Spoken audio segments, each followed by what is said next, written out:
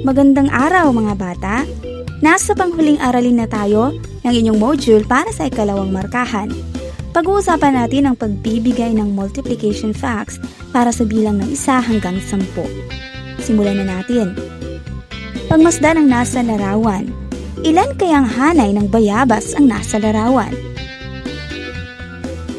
Mayroong 5 hanay ng bayabas. 1, 2, 3, 4, 5. Ilang bayabas mayroon sa bawat hanay? Sabayan niyo akong magbilang. 1, 2, 3, 4. Mayroong 4 na bayabas sa isang hanay. Ang bawat hanay ba ay may parehas na bilang ng mga bayabas? Oo, merong parehong tig-4 na bayabas sa isang hanay. Ilan lahat ang bilang ng bayabas? Dahil may tig-4 na bayabas sa bawat hanay, gamitin natin ang repeated addition o skip counting. 4, 8, 12, 16, 20. Ang lahat ng bilang ng bayabas ay 20. Subukan nating sagutan ang pagsasanay. Isulat ang katumbas na multiplication sentence ng mga sumusunod. Letter A. 8 plus 8 plus 8. Ano kaya ang magiging multiplication sentence nito? Paano ito gagawing multiplication sentence? Gaya ng mga nakaraang aralin, ang bilang na inuulit-ulit ay ang multiplicand. Ilang beses inulit ang bilang na 8? 3 beses.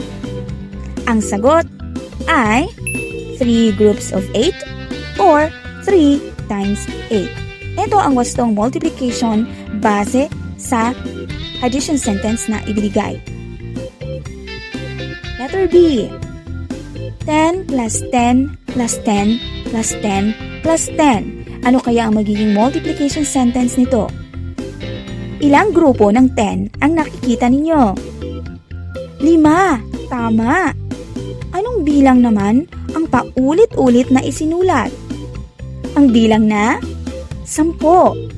Sa makatuwid, ang ating sagot ay 5 times 10 or 5 grupo ng tig sa 10.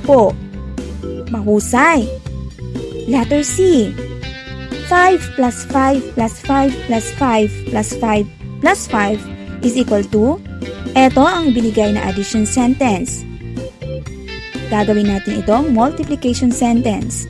Mayroong 1, 2, 3, 4, 5, 6 na grupo ng tigli-5. Ibig sabihin, ang multiplication sentence nito ay 6 times 5. Ito ang wastong sagot. Narito pa ang isa pang gawain.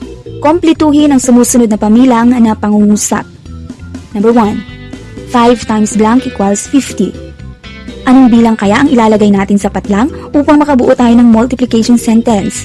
At anong bilang ang i-multiply sa 5 upang makabuo tayo ng 50? Sagot ay 10. Dahil kung uulit-ulitin natin ng 5 beses ang 10, ito ay magbibigay sa atin ng product na 50. Number 2.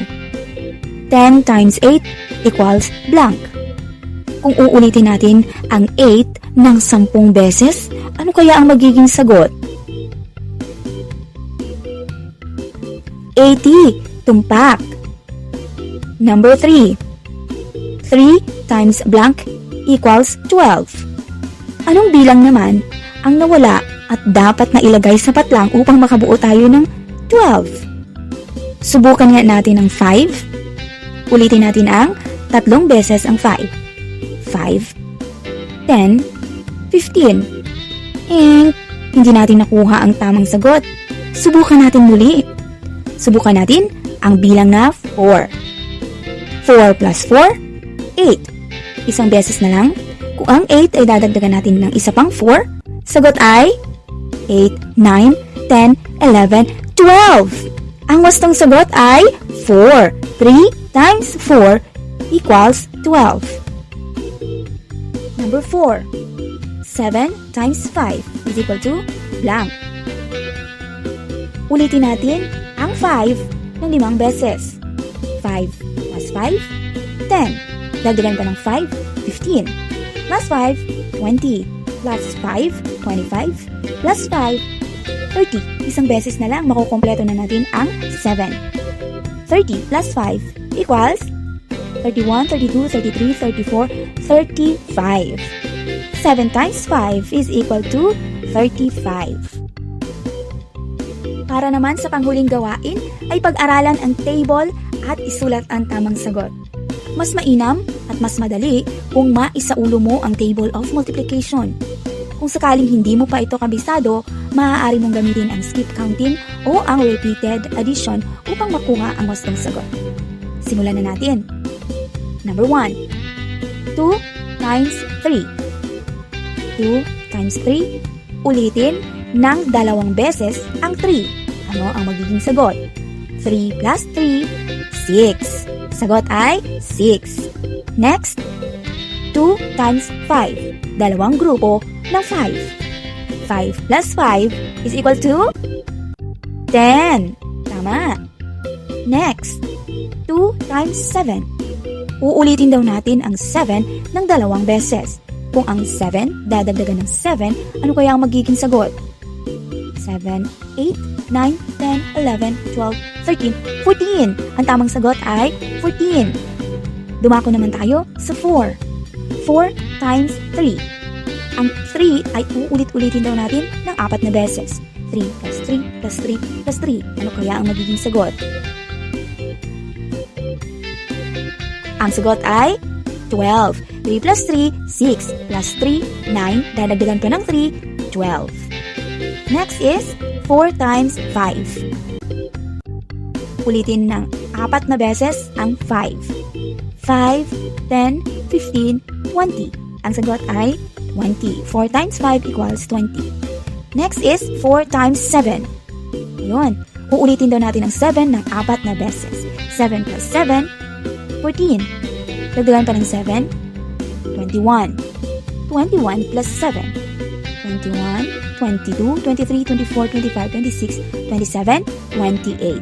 4 times 7 equals 28. Sunod ay ang 6. 6 times 3. Ano kaya magiging sagot kung ang 3 ay uulit-ulitin natin ng 6 na beses? 3, 6, 9, 12, 15, 18. 6 times 3 is equal to 18. Next is 6 times 5. Napakadali nito. You skip count lang po ang 5 ng 6 na beses. Sabayan niyo ko. 5, 10, 15, 20, 25, 30. At panghuling bilang, 6 times 7. 6 times 7. Kung ang sagot sa 4 times 7 ay 28, dadagdagan natin ito ng 7. Ng dalawang 7 upang makuha natin ang sagot sa 6 times 7. 28 plus 7. 28, 29, 30, 31, 32, 33, 34, 35. Isang 7 na lang. 36, 37, 38, 39, 40, 41, 42. 6 times 7 is equal to 42.